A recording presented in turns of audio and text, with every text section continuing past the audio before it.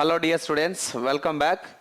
ఈరోజు మరొక ప్రశ్న ఏంటంటే, ఈ ప్రశ్న మనకి NCERT 9th class text book నుంచి రావడం జరిగిందండి. 9th class and 10th class also, ఓకేనా? 9th అండ్ 10th ఎన్సీఆర్టీ నుంచి వచ్చినటువంటి ప్రశ్న, ఓకేనమ్మా? 10th క్లాస్ అండ్ 9th క్లాస్కి సంబంధించినటువంటి ఎన్సీఆర్టీ టెక్స్ట్ బుక్లో ఉన్నటువంటి ప్రశ్న.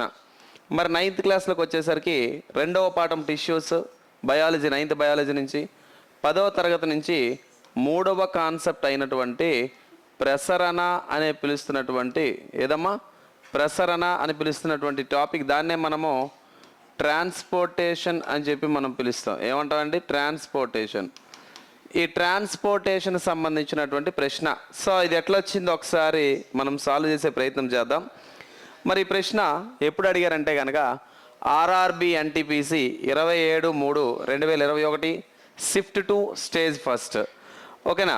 ఎక్కువగా చూస్తే కనుక ఎక్కువ ప్రశ్నలు నా అనాలిసిస్లో భాగంగా ఎన్టీపీసీ టెక్నీషియన్స్ ఈ రెండు పరీక్షలకు బయాలజీ డైరెక్ట్గా ఎన్సీఆర్టీలో నుంచి చేస్తాం, అసలు లైన్ కూడా మారకుండా. అట్లా కాకుండా ఒకసారి మన గ్రూప్ డి తీసుకుంటే, గ్రూప్ డిలో కాస్త ఇండైరెక్ట్ ప్రశ్నలు అనేవి వస్తూ ఉన్నాయి. మీకు డౌట్ రావాలా, NTPC and technician notifications group D కన్నా పెద్దవు కదా, క్వశ్చన్స్ అనేవి కాంప్లెక్సిటీగా ఉండాలి, కాస్త కాంప్లికేషన్ ఉండాలి కదా. So what happen to that అని చెప్పి నీకు డౌట్ వచ్చేది. సో గతంలో జరిగినటువంటి 2014 నుంచి 2019 దాకా జరిగినటువంటి పరీక్షలు ఒకసారి మన అనాలిసిస్ తీసుకుంటే నేను గమనించింది ఏంటంటే, రైల్వే గ్రూప్ డీలో కాస్త అటు ఇటుగా మిమ్మల్ని కన్ఫ్యూజ్ చేయడానికి ఇస్తూ ఉన్నాడు. అయితే అది బహుశా అది కాంపిటీషన్ అనేది ఎక్కువ ఉంటుంది కాబట్టి అందులో వడపోత కార్యక్రమం జరగాలి కాబట్టి ఫిల్టరేట్ చేసే ఒపీనియన్లో భాగంగా కాస్త అలా ఇస్తాడేమో నేను అనుకుంటున్నా. కానీ whereas if you come to the NTPC and some other exams like ALP and technicians, questions ఏవైతే ఉన్నాయో all those questions are very simple when we compared with the group D. In the group D, the questions are in moderate manner.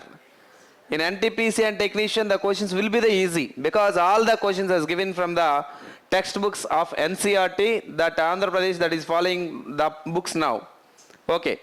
మరి present ఉన్నటువంటి ప్రశ్నను ఒకసారి తీసుకుంటే, what is the function of phloem in plants? Question ఏందండి, what is the function of phloem in plants?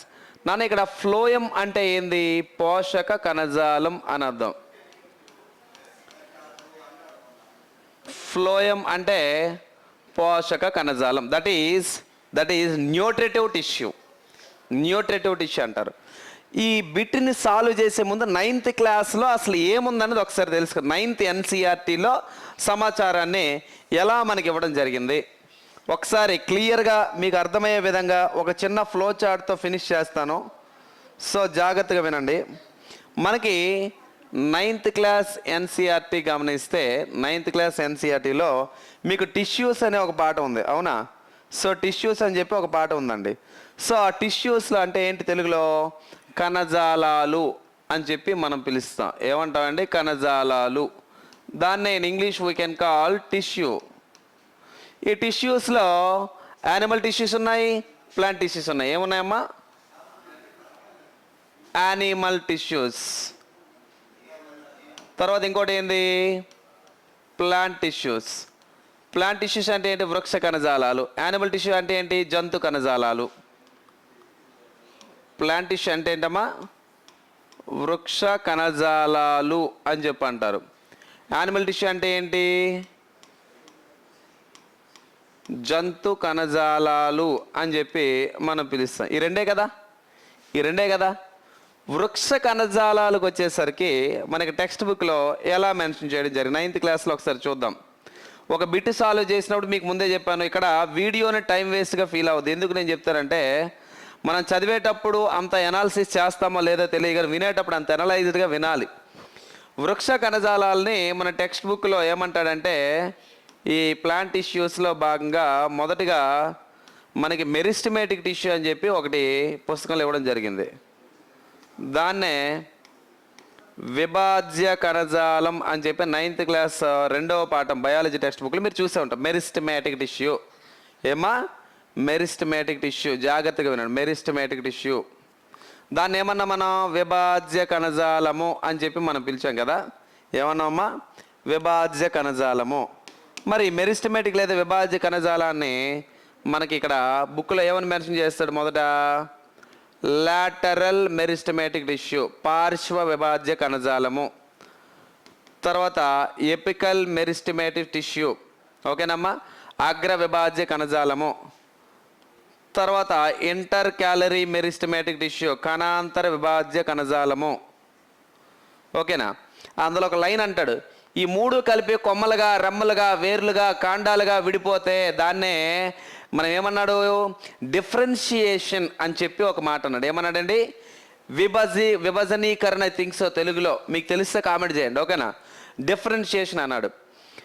ఇప్పుడు ఈ lateral tissue, apical tissue, inter calorie ఏవైతే విభాజ్య కణజాలాలు ఉన్నాయో, విభాజ్య కణజాలాలు పెరిగి పెరిగి పెరిగి కొంత వద్ద ఆ పెరుగుదల ఆగిపోయి అవి కొన్ని పర్మనెంట్ టిష్యూస్గా మారుతాయంట. ఇవేవైతే ఉన్నాయో వీటి యొక్క పెరుగుదలను ఆపి అవేమన్నాడు? శాశ్వత కణజాలాలుగా మారుతాయంట. దాన్ని ఏమంటాం తెలుగులో? ఇంగ్లీష్లో పర్మనెంట్ టిష్యూ, శాశ్వత కణజాలము అని పిలుస్తారు. అర్థమైందా?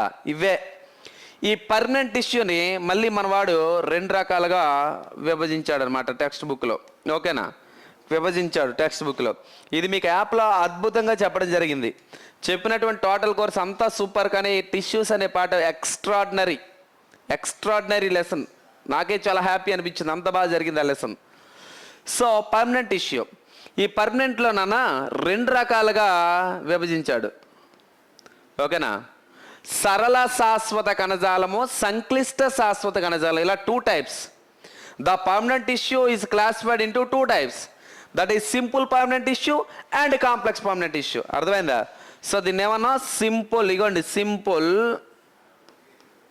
ఇక్కడ పి అంటే పర్మనెంట్, టి అంటే టిష్యూ.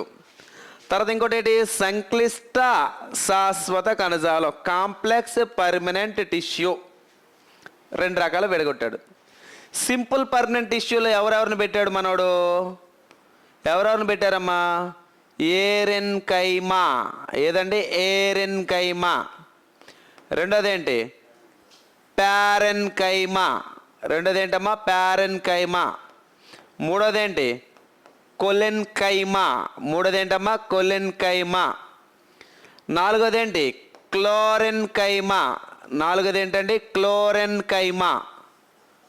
ఇలా 4 రకాలు సింపుల్ పర్మనెంట్, అంటే సరళ శాశ్వత కణజాలం. ఇది సరళ శాశ్వత కణజాలం.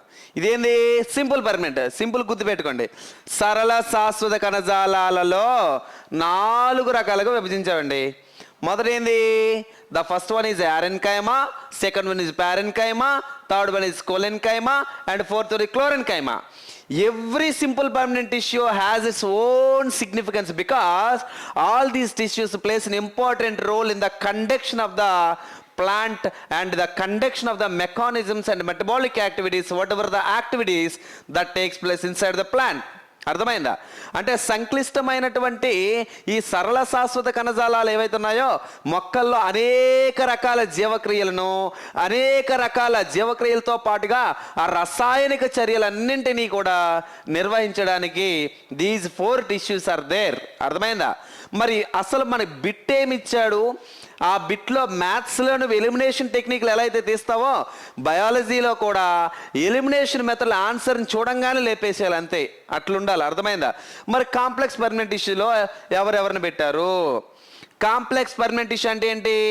సంక్లిష్ట శాశ్వత కణజాలం. ఇందులో ఇద్దరు ఉంటారు. ఇద్దరు 9th క్లాస్ 2వ పాఠం 6వ పేజ్లో మనకి ఇది కనిపిస్తుంది, ఓకేనా? ఇద్దరే ఉంటారు. ఒకటోవాడు ఎవడు?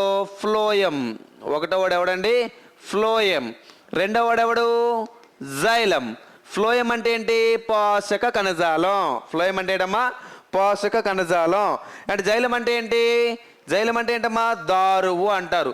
ఈ పోషక కణజాలం లేదా ఫ్లోయం అనేది ఆహారం అనేది ఏదైతే ఉందో ఈ ఆహారం రవాణాకు ఉపయోగపడుతుంది, జైలం అనేది నీటిని తీసుకోవడానికి ఉపయోగపడుతూ ఉంటుంది. సో ఇక్కడ ఏమన్నాడు, ఫ్లోయం అనేది ఏం చేస్తుందో అన్నాడు. ఫ్లోయం అంటే ఆహార పదం అనుకున్నాం కదా. ఇగోండి ట్రాన్స్పోర్ట్ ఆక్సిజన్ తప్పు, ఈ ట్రాన్స్పోర్ట్ కార్బన్ డైఆక్సైడ్ తప్పు, ఈ ట్రాన్స్పోర్ట్ షుగర్ అన్నాడు రైట్, ఈ ట్రాన్స్పోర్ట్ వాటర్ ఇదేమవుద్ది, జైలం అవుద్ది. ఇదేమవుద్దమ్మా, జైలం అవుద్ది అనమాట. అంటే రైట్ ఆన్సర్ ఏంటి ఇక్కడ, ఇటు ట్రాన్స్పోర్ట్ షుగర్ ఆహారం, ఇక్కడ ఏమన్నాడు ఫ్లోయం కదా, ఆహార పదార్థాలు. సో అందుకే ఇక్కడ టెక్స్ట్ బుక్లో కూడా ఇక జైలం గురించి మెన్షన్ చేయడం జరిగింది. అండ్ అదేవిధంగా మనకి ఫ్లోయింగ్ గురించి ఎక్కడ మెన్షన్ చేసి, ఈ రెండిట్లీ కండక్టింగ్ టిష్యూస్ అంటారు.